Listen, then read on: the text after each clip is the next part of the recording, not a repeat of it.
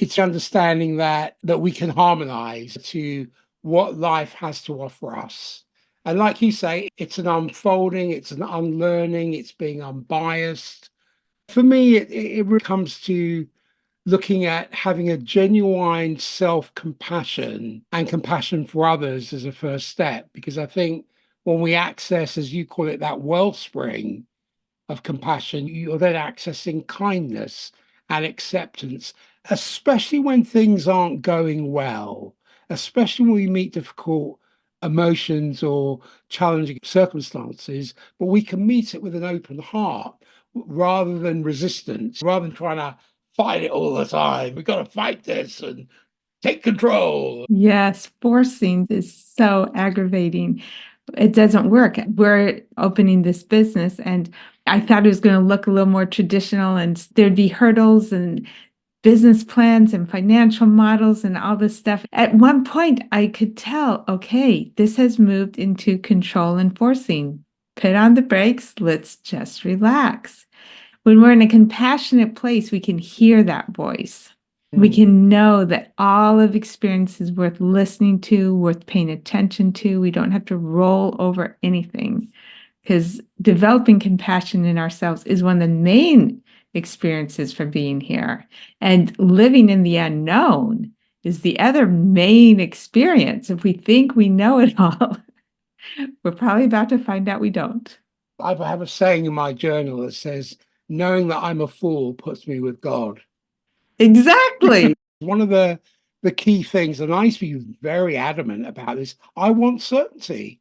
I want to know. I need certainty. I want to know how this is going to happen. Rather than saying, you know what, if you go into a restaurant and you order a meal, I'm not going to go into the kitchen and say to the chef, where did you source the ingredients? How are you making the meal? When is it coming to the table? How are you cooking it? I'm going to leave that to my chief how officer, Exactly. right? My chief how Yes. cosmic officer to say, not that I don't do anything, there's no actionable steps, but I go, okay, trust, I surrender, I trust. Not as a weakness. I like the word acquiescence rather than surrender. It's more as Yes. an acquiescence to understand there's something higher than me that can organize and propel my life in a way where I don't relegate everything to good or bad, but I can relegate things when it turns up according to order, to place, to value, to wavelength, frequency, and potency versus good or bad, or will engage or not engage. When we evaluate and categorize things objectively based on their inherent characteristics and properties rather than subjective judgments, then instead of immediately labeling something like, oh, having a stoma is really bad, I look at it through the lens of understanding its order, its placement, its value, its wavelength, its frequency, and its potency. You can see that in behavior as the example. So instead of saying this is good or this is bad, you can analyze its underlying motivations, its cultural context, its potential consequences. I might say this behavior stems from a cultural value of collectivism and has the potential to foster social cohesion, but also may lead to conformity and stifle individual expression. When we're checking to see that there's a benefit in each thing, then we can release the benefit and then open up to what's bigger. Something that's helped me is checking to see in my own life, if I think that anything that has happened ever to me was bad, then there's going to be a part of me that's got caution and is going to be evaluating circumstances. So I'm constantly going to have this gate of, is this good to participate in or not good to participate in? That prevents any kind of authentic, free-flowing experience and creativity, because there's always this monitoring. So to let go of that monitoring, I went through, I made a list of everything, really everything in my life that I thought had been negative. And then over the next couple of days, I went through the list and every single one I questioned, did something fully good come out of it so that it was actually worth the experience? In every single instance, I finally said yes. Then I became unafraid. Okay, if I've made it through, at that time I was 40 something years, and not a single negative thing has happened, because in the end, they all turned out to be positive benefits. Probably it's not. Probably nothing bad is ever going to happen. And that allowed me to participate in life without that level of concern. That means you go much more radiational rather than gravitational, because if you go gravitational, you will look at things more from a chemistry point of view rather than a frequency point of view. That's a really important distinction to make, because then you go into, is it good, is it bad? But if you go into the great superstore of life, like going to Target, you see so many choices, but you've got to make a selection of what you want. But usually, like a jigsaw puzzle, like a recipe, you're piecing together the things that you want. As an example, if you're going to make a meal, okay, I need this item, I need this condiment, and so on and so forth. So you do a one, two, three. You go into this great superstore, you have a filtration system. Yes or no, is this useful or is it not useful? Is this part of my recipe or not? No or yes. Then you put those things together into your shopping cart, and then you take it whereby you can start to put those things together and feed others. But that needs a certain government, that needs a certain stridency in yourself, that needs a filtration system, and that needs an assembly where you're putting things together, because otherwise you go into either becoming self-discounting or being expendable in your thinking rather than being self-assembling, putting those things together. That's what I mean by not looking from a standpoint of good or bad, or the yes or the no necessarily, but looking at things from all those different properties, as you've alluded to. Yeah, the assembly. As every experience comes in, it's part of our assembling. And we can just trust that the wisdom is there. If we don't see it at the moment, then great. Anytime we don't see that the wisdom is there, that means our concept of wisdom is too small and we're about to have it expanded. Anytime that there's confusion, wonderful. We're about to get expanded. The situation is about to expand us. Maybe we're going to learn how to say no in a new way, or maybe we're going to learn a new value. We had to get our car repaired again. It just seemed like, how in the world can spending this money and taking this time and having this hassle, how can this be part of the universe's plan? But I noticed it means now we're interacting with this person and we're interacting with this person. And I realized, wow, over and over this happens. Our house is getting worked on. Now we're interacting with this person and then this person. The first electrician never gives us a quote. So now we're interacting with two more electricians. And finally, I got that the universe was saying, Knock, my goal isn't for you to get your projects done fast. My goal is for you to meet lots of people and have your energies interact. That was so humbling. I have been running around so goal oriented, and the universe was just gently undoing that and saying, no, I am relationship oriented. That's the difference, because in most corporate structures, and I've only worked once in the corporate arena, but it was very much a kiss up or kick down structure. Mhm. And that is not where you develop a rapport and a relationship, and you empathize, not sympathize, empathize, and you have the ability to assess and design your thinking and your approach accordingly, because many people's reasonings may be absolutely spot on, but their approach sucks. Or their approach is fantastic, but their reasoning is flawed. You have to get that balance in relating, in any kind of relationshiping or relating to an ionic transfer. Right now, there is a mutual co-shaping and co-regulation that goes on, even if it's over Zoom. I've spent a lot of time investigating myself, which has helped me become more compassionate towards others. And one thing I noticed, I had this one superior, who's a doctor I worked with, who just seemed endlessly in a bad mood.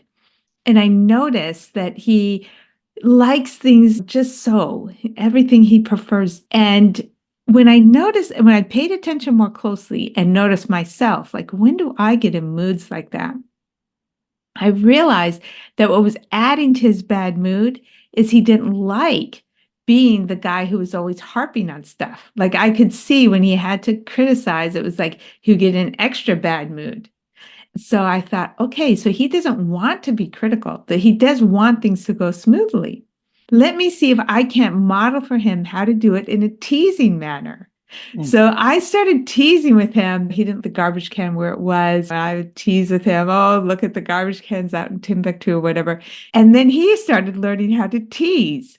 And so he started doing it. And it was just a transformation of being around him. It was this give and take. He had a contribution of excellence that he wanted to contribute, and I was able to contribute how to do it with humor. It was this partnership we developed. That's the opportunity in any kind of relating. Everybody's bringing the component they have, and what's missing is the component we need to learn and expand into to bring to complement it.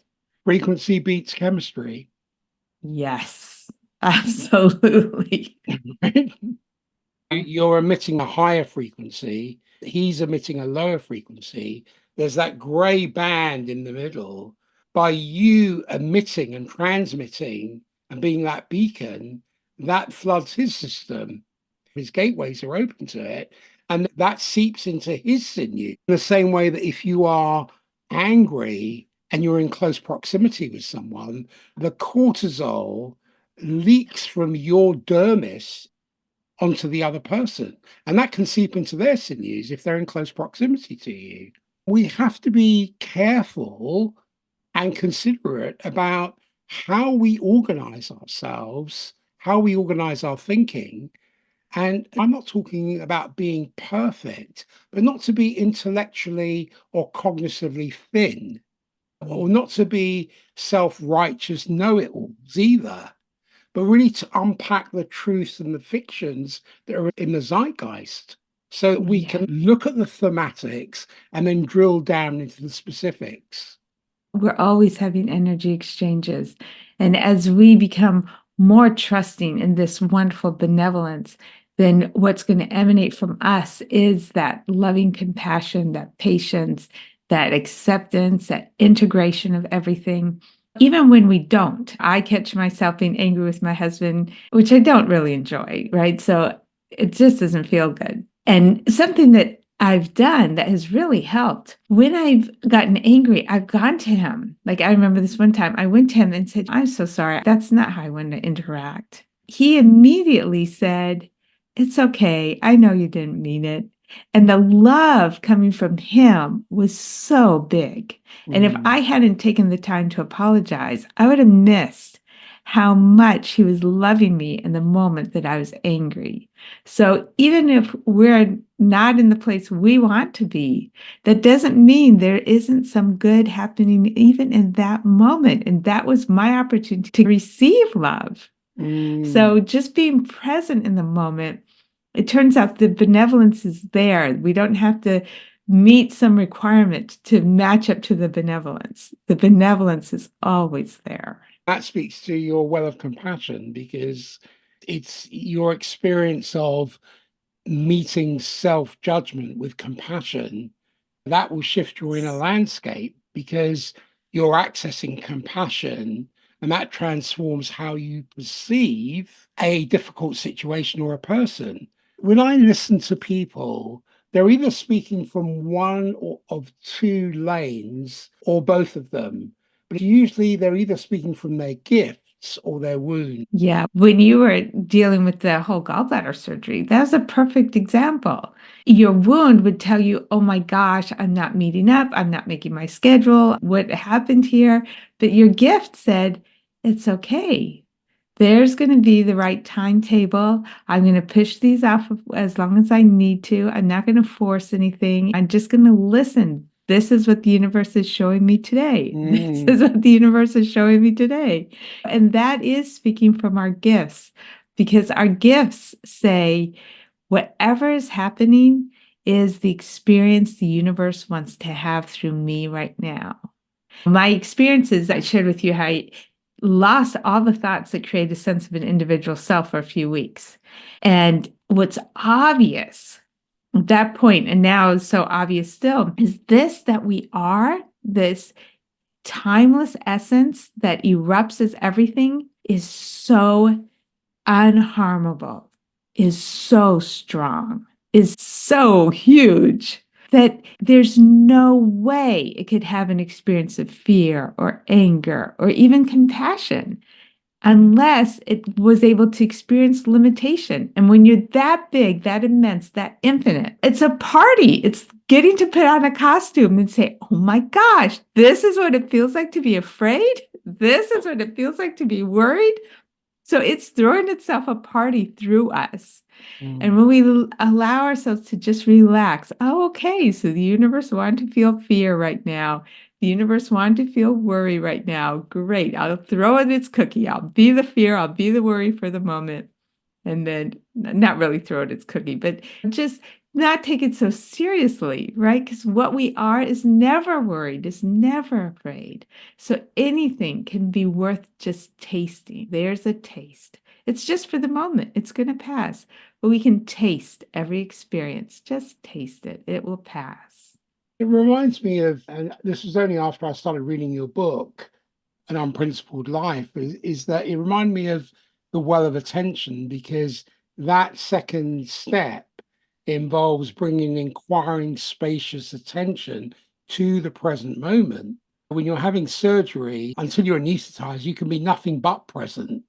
That's an opportunity to question my habitual assumptions and to consider perspectives that I may have overlooked. Many of us move through half awake minds conquered by the tyranny of distracting thoughts as we cling to biased assumptions about what is happening. But when we sip from the well of lucid attention, that liberates us from that trance. When we bring a keen, intended, spacious awareness to each moment, then we perceive reality with much more of an unclouded clarity. So I can sense the intricate choreography of what's arising, the subtle feelings, the impulses, the layers of conditioning, all playing their parts like a masterful composer. So our attention picks apart the melodies of preconceived narratives to discover fresh harmonies. I become aware of the unseen perspectives and interwoven contingencies that normally I would overlook. But as I drink deeper from this well, it bestows this precious gift of wonder. You see the world again for the first time with beginner's eyes. You're open to the inherent mysteries that can cushion every experience. Yes. Oh my gosh. The beginner's eyes is a yes. And there's every situation is so much bigger than our initial instinct is. This one place I work, the manager was brand new. She hadn't even, I don't think, been a manager at all before. So she's brand new as a manager and to the place. And she came in saying she was going to do this and this. And immediately, anyone with experience can look and say, okay, that's not going to work in this organization, that she's been expecting too much of herself here. So, of course, she couldn't deliver on all that. What was amazing to me is how many coworkers got mad at her for not delivering on everything. We've all been in the place where we've had these grandiose plans and then realized, okay, I only have 24 hours in a day. So I saw her intention and just appreciated that's the kind of thing she would like to do if she had 48 hours in a day. But other people saw her as being somebody who doesn't deliver on her promises and got mad at her. Mm. It's that sitting in the wise attention that allows us to really see not just what's on the surface and the wisdom when we aren't taking things personally, the wisdom when we're in that place of compassion, knowing what it's like to be human. It can bring out how there's actually goodness peeking through every crevice, that we won't see that if we're stuck in our conditioning. It's one of those things that I've seen in the corporate world many years ago. I don't know, it's probably different today, where when somebody new comes in, it's all tasking, tasking. Whereas in fact, it should be a bedrock of relationshiping with those in a department or whatever it is within that corporate structure. Then you can get buy-in on the taskings that you want to implement. And many people have this idea of, I'm going to go in, I'm not going to do what the last incumbent did, I'm going to change everything. And then, like you say, if they don't deliver, then they're going to get vilified for that. That's because they haven't built any relationship because they've got it the wrong way round. You've got to Right. develop the rapport and the relationships first, even though in the back of your mind, you know that when you go into anything new, there's a lot of tasks, maybe new standing operating procedures and new things you've got to know about. And but from that, you have to stop and say, hang on a second, I need to get to know people. Because it's not just about the KPIs, that's part of it, but it's about how do I build strong connective threads with each person, and you're being strategic about it, that can help me employ these new ideas or these new taskings. I can humanize them into application and manage people's expectations. It's really amazing. That has become something that is a conversation in the workplace, that relating matters. 100 years ago, that wasn't the top topic in the business world. But nowadays, so much is coming out, and we have this wave of consciousness that is permeating everywhere. All the corporations are starting to realize that. It's amazing that the importance of relating has made this massive change over the last 40 years, has really changed in that arena.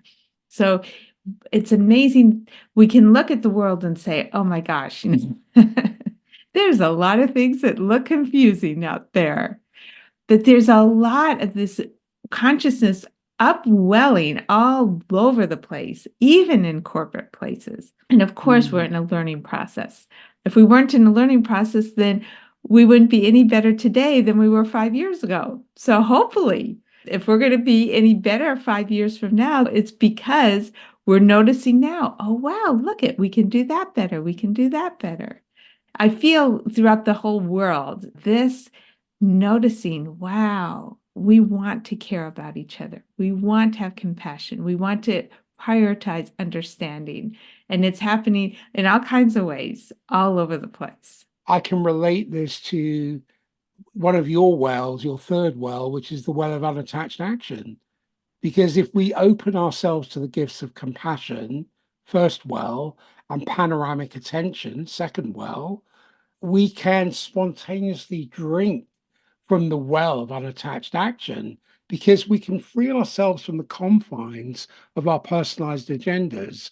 We move more in intuitive resonance with the way of life itself. It's like a reed bending with the breeze. Our actions flow fluidly in harmonious response to the organic unfurling of each moment, where we're unbound from the tyranny of preferences. So we act with a liberating lightness, a dance really animated by innate intelligence rather than predetermined scripts. And I think even amongst the turmoil we're seeing and the uncertainty, our virtues, our values, our deeds can arise from a core of unshakable trust in life's intrinsic benevolence, because we can surrender attached outcomes, embrace uncertainty as the primordial essence that can birth all possibilities. This well reminds me can't control the world's unfolding, but we can remain awake and alert and alive as participants in its ceaseless unfurling of beauty and mystery. Yes. Boy, that is so beautiful. I'm glad it's being recorded. Yes, the uncertainty births all creativity.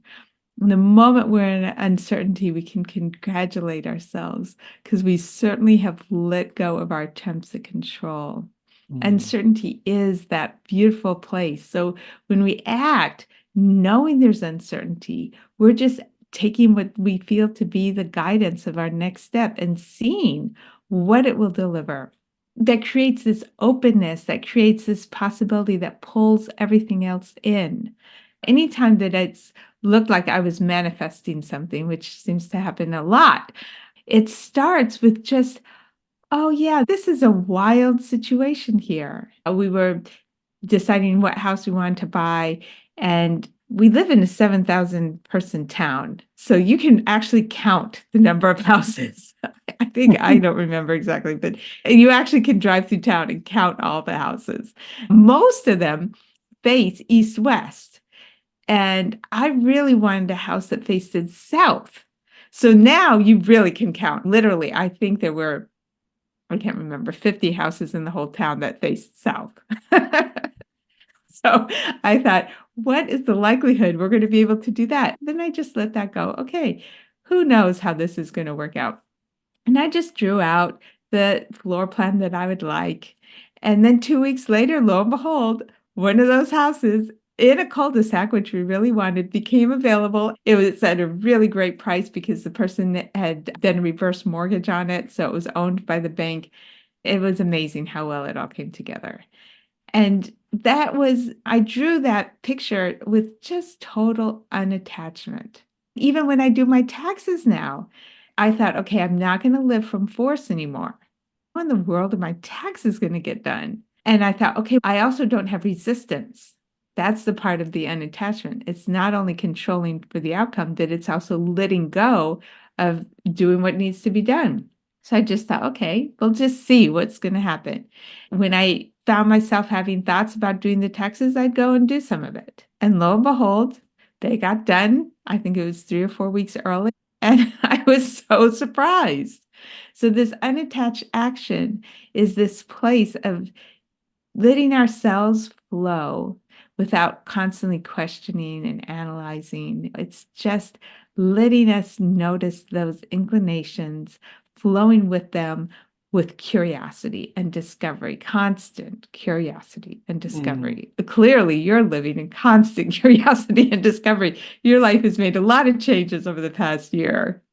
It's important what you're raising here because you're talking about what I would term free occupation as distinct from preoccupation.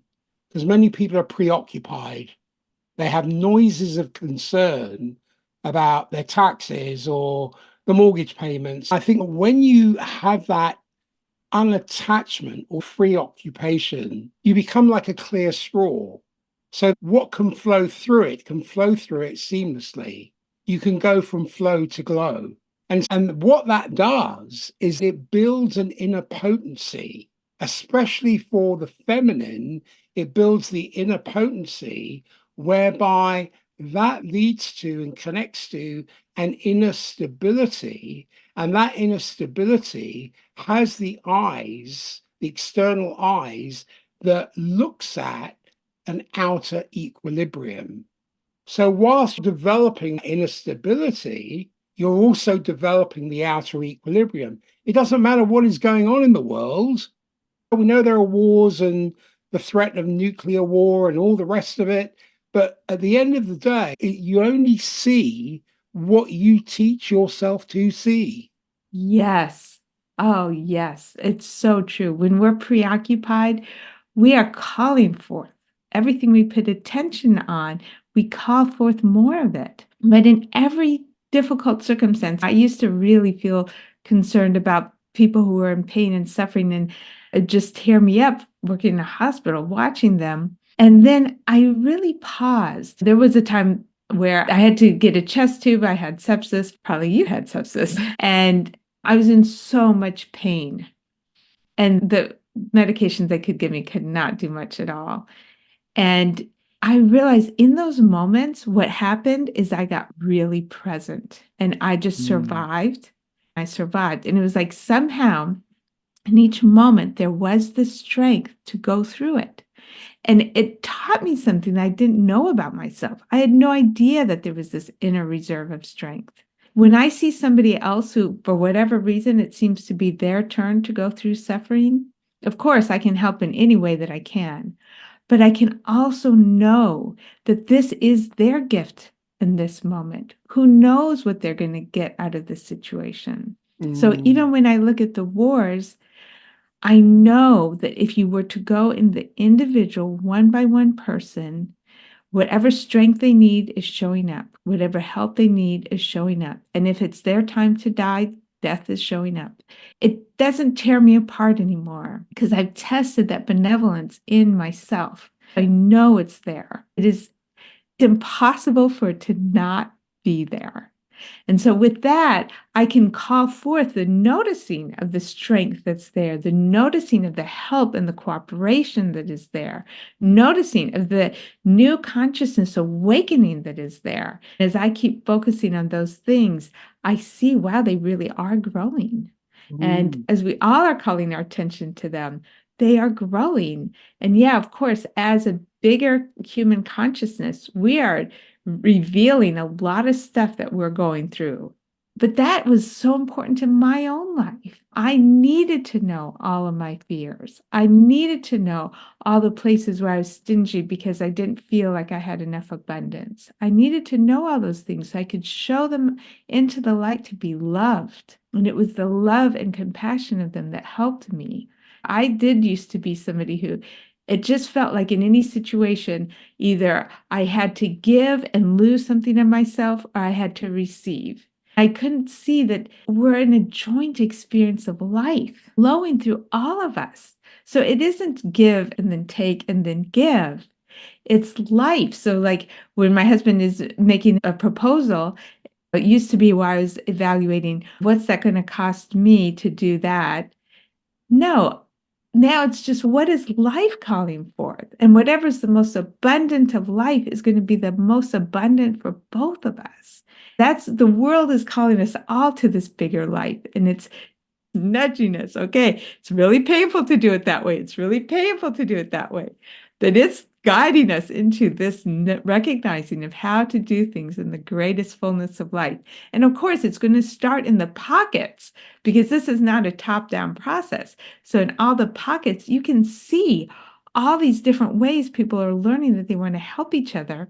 And as that just mounts and mounts, the top structures are just going to fall off. Like an old scab. Their old ways of doing things just won't be able to adhere because as this underwelling is coming up, it's just not going to be able to hold anymore. As you were speaking, I love Greek mythology, and I was thinking of Skylas and Carabides, who are monsters from Greek mythology, and they present a deadly navigational challenge for the hero Odysseus on his journey home. And in our modern lives, we often find ourselves caught between equally perilous extremes, our own personal Skylar and Carabides. So on one side is the whirlpool-like vortex of Carabides, representing overwhelm and chaos and lack of focus and lack of discipline. And we get caught in the churning waters of distraction and procrastination and spinning our wheels about making meaningful progress. And you can see this where people might bounce between different apps or websites, endlessly scrolling, or when people take on too many commitments without clear priorities, or falling into escapist coping patterns like excessive TV or gaming or all these different things. But the flip side is the menacing multi-headed monster, Skylar. And that's a symbol of overthinking, overanalysis, and being overly rigid, puritanical, or controlling. And we get tangled in the paralysis of perfectionism where we're unable to take action for fear or making a mistake. In other words, we rationalize ourselves into immobility, or we get overly hierarchical in our thinking where we value one aspect of ourselves at the expense of others. Examples could be something like, this is why I know about it, because I've been a victim of it, endlessly researching and consuming information without implementation, holding ourselves, as we've spoken about in the corporate arena, to be unrealistic, hypercritical standards, embracing dogmatic belief systems that don't allow for nuance.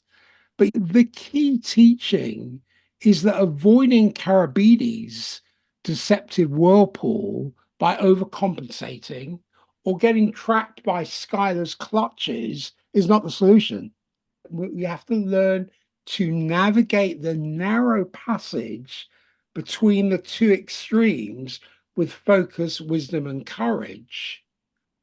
So it's about cultivating the self awareness to recognize when we've drifted too far towards the poles of chaos or control, consciously steering ourselves towards the centered, fluid, yet disciplined channel in the middle. And the middle way really allows us to take thoughtful, grounded action without getting paralyzed. We can embrace a structured flexibility that accommodates change. We can put our intention and attention, which equals focus, to our core values without being puritanical, without being excessively rigid. And we can let go of what no longer serves us while still maintaining healthy boundaries. I think that Skylar and Carabides are the omnipresent threats that can imperil our growth journey at any point. We can gain a symbolic compass to reorient ourselves away from the extremes and towards that sweet spot of relationship balanced, masterful living that has meaning, morality, and mastery to it. Meaning, morality, and mastery. That's beautiful. Yes. And boy, it's so true that we can get lost in this questioning or over analyzing. And two things that have really helped me, and both help me come back down into my heart. One is knowing uncertainty is part of the journey. If I'm trying to eliminate uncertainty, I am fighting a losing battle. So I embrace the uncertainty and know the uncertainty is a reminder that there is mystery here. I want to be in touch with the mystery because that's where life is always erupting from. Life is never erupting from the certain unknown, reproducing what we already know. This moment's always going to be different than any other moment. So only when I'm in uncertainty am I connected to this moment. And the other thing is that what is the heart looking for? The heart isn't looking for certainty. The heart is looking for the support. And lots of times when we're scrolling or looking outward or analyzing, all we really want is to be back in contact with the fundamental support. That moment of silence, of grounding down deep in my body where I feel life erupting, can tune me back into the support. Another thing I use, and it's amazing how well this works. When I catch myself, okay, I'm going to an email because I want to get some kind of check-in from a friend. I want somebody to say, hey, Lisa, glad you're out there, or whatever it is. Then I just pause and say, oh, okay, I'm looking for support. What are the words that would express that support to me? I write down those words and I say them right to myself because I know that I'm swimming in an ocean of support. If I forgot, what is it that would make me feel supported? Because I will give that to myself. And I actually even have a card that says, Lisa, today has been perfectly crafted so that you get to experience the opportunities to shine forth all your unique gifts and abilities. Have a wonderful gift that we prepared for you. That's what's being offered to each one of us every day. If we can find the presence of awareness in our thoughts and our feelings, they can lose their formal solidity. and release their fixations. Bringing all that to the fore, whether it's fears, whether it's all these different aspects. This is what I mean by free occupation, is we can have an untutored mind, but a Yes. tutored mind by something that can shape our agency, by us being able to be in that gap, that space where we can become that agency of amplification for those higher things to come through us as a terminal point to be participant for the elevation and ascension of the human race. Exactly. Yes. I had this dream that I went to this place. It was paradise. We got to take trips there for free. So I went to the paradise with a bunch of other people. And it turned out that when you got there, you could do whatever you want. There were stores, there was forest, there was everything. So I went to a restaurant and they closed the restaurant and said, "Oh, no, you're going to have to go to this other one." But it turned out that restaurant had way more exactly the food that I wanted. I had no idea. And then I went into a store that I thought was one kind of store. And all of a sudden, as I walked through the door, it totally transformed into a flying carpet experience. And this was happening all day long. Everything I thought I was going to go do would suddenly change to something way better according to my preferences. So I was like, oh my gosh. And you were allowed to move there for free. I was like, I'm living here forever. This is great. So I went back to the hotel to get my stuff. In the hotel, they tried so hard to give you exactly what you asked for. It doesn't really work there very well because the magic of the place is that you always get better than you asked for. But there were people there who were arguing with the hotel staff because they were getting not what they asked for. They were getting better, but they were too busy trying to get what they wanted to notice. And almost everybody who came on the trip with me left to go back home because they thought, oh, this is just an experience to have. They didn't even comprehend that maybe they could live their whole lives constantly getting better than they asked for. But that's how this world actually is. We're always getting something grander, a bigger adventure, and a bigger well of love and support in ways we wouldn't have expected. We're always getting better than we expected. We're so tied to our expectations, we don't always notice it. That's why a practice of gratitude is so helpful. If there is presence in the gap, then you can experience the essence of it. But you have to cultivate an environment where that presence can live. Otherwise, you don't experience the essence, you just experience your scripted conditioning, your expectations, your beliefs. And after all, what are beliefs? Beliefs access a potential in you which initiates certain actions which produce results that either reshape your beliefs or reaffirm them. You have the gift of choice, you have the gift of free will, and it's the choices that you make. If you can cultivate that presence in the gap, then you can experience the essence of yourself, because it's not the Lisa Carillo, it's not the Peter Michael Dedes. That's a name that's given to me. That's a name that's given to you. But what is the essence of Lisa Carillo? What is the individuation of Lisa Carillo? What is the essence of it? Not the personality, not what we've been conditioned with, but how can we become unbiased and unlearn and unravel those knots, not by continually unraveling them, but by understanding what tied the knot in the first place. Because then it won't Yes. be a ball of string with knots in it. There'll be a free flowing thread that can attach itself to whatever essence it needs to attach to. But you can never experience that if everything is just persona, if we personalize everything, which is what the world conditions us to do. We don't get Presence big in the gap. mind. We don't get a new tunnel of reality. Yes, yes. Presence in the gap. That is the reason that stillness is so valuable. Mm. That presence in the gap. It turns out that what we are is so full, what we are is so sufficient.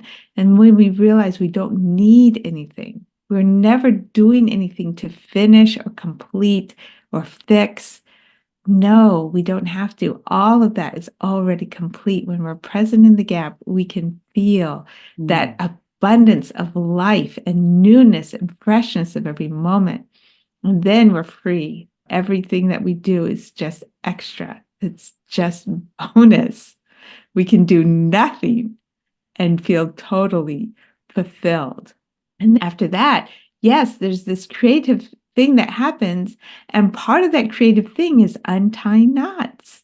The whole process of life will show us every knot. We don't have to go doing all kinds of things. Well, have I gotten all my knots or whatever? Don't worry. I've taken on my life as a workshop. And when we take on our life as a workshop, life gently says, oh, here's your next knot. Oh, here's your next knot. And then you're like, oh, okay, look at this. I showed up as resistance right now. Where's the knot to unravel here? And it just feels so good. Every time I get to let go of a knot. As we were starting this business, I thought it should look like a business. We should have some kind of financial measures that we're going to meet. And then I could feel like in my body was this unease. I was like, okay, this is not feeling right. And I let go. Okay, I have no idea what is going to happen. I really don't. We're going mm, to put forth some money. We're going to set this up. We're going to make this available. And then after that, who knows? Even until that, who knows? And then that knot of expectation just let go. I felt the flow again. And I realized I would prefer to lose all my money and still have this peace than to mm. be tied up in a knot and have all my money. This peace is so good. I don't see that I would lose all my money because it's already provided more abundance in my life. So since it's always up till now only provided more abundance, I have no idea why it would change that pattern. It's not like I have any fear that it's suddenly going to put me through disaster. I don't see that at all. But what I'm just saying is that the peace is that good. And it's sitting in the space that allows me to notice that peace is so good. When you have peaceful chemistry, you have peace of mind. Yes. When you look into the larger nature of consciousness, it doesn't have a shape, it doesn't have a form. It's the contents of consciousness that we try to put form on. When you are presented with a knot and you have to unravel the knot, it's not the unraveling of the knot, it's who are you becoming in the process of unraveling that knot. Yes. That thread that just flows. Mm, Exactly. It's the opportunity to re-see our true self, to recognize our true self. Yes, beautiful. that is the journey day by day. And it's the uncertainty that is the catalyst. I would love for you to come back to talk about your book because we haven't touched on the book. And I really want to delve into the book with you. Would you like to do that? Sure, I'd love to do that. What's been your experience today? I really appreciate that you know how to frame things in a way that lets the mind relax, lets the mind see, oh, wow, there is this fundamental order, even when the things look like they're mysterious. I love your ability to put those frames on. You're just a master at it. So I really appreciate that. Thank you. And I really enjoyed this dialogue rather than a conversation where there's this toing and froing and back and forth and seeing what can come through the dialogue. So thank you so much for your presence and your time and your insights. And I'm really looking forward to delving more into the book. Fantastic. I look forward to being with you again. The book, what's it called? Oh, it's an unprincipled life, living from the unknown. There we go. We'll be talking about that next time. Thank you so much, Lisa. Yeah, thank you, Peter. Have a wonderful day. You too. Take care. Bye bye.